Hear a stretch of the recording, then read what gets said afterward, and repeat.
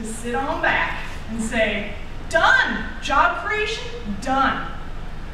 But you have some raw material in this community that can't be ignored. Right?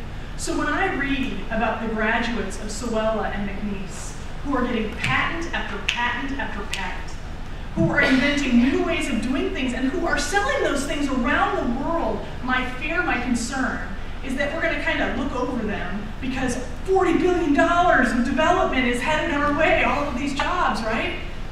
You can't do that. That's what Detroit did. That's what Detroit did. They got all fixated on the auto industry, right? So any good financial planner would say diversify, right? And that's what goal number 5 is about. You've got the Seed Center opening up in a month or 2, right?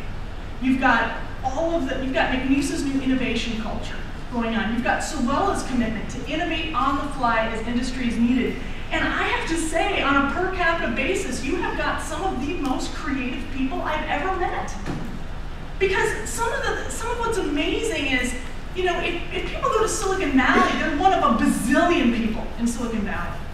But for these entrepreneurs I've met who've come out of Sewella and who've come out of McNeese, they want to be here because there's support, they can be a bigger fish in a smaller pond, right? And there's something about the creative vibe in this community. Erica and her team at the Humanities Council made such a huge impression on me when they talked about the level of creativity in this community and how creativity is embraced in this community. I bet there's no other, well, for sure in Louisiana, and I would put my money on in North America, I bet there is no other economic development entity that has their arts and humanities person sitting right next to them at meetings.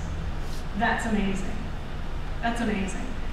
And the reason I get excited about that, I'm going to go a little woo-woo on you for just a second. The reason I get excited about arts and humanities working side by side with economic development and some of these issues is because we solve problems of business with our head, but we create from a place in our heart. And if you can connect the head and the heart, you have magic. You have magic.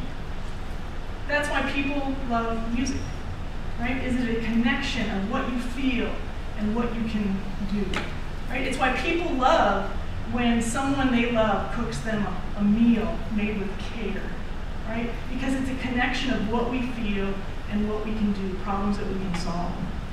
So, I'm going to open it up for just a few questions.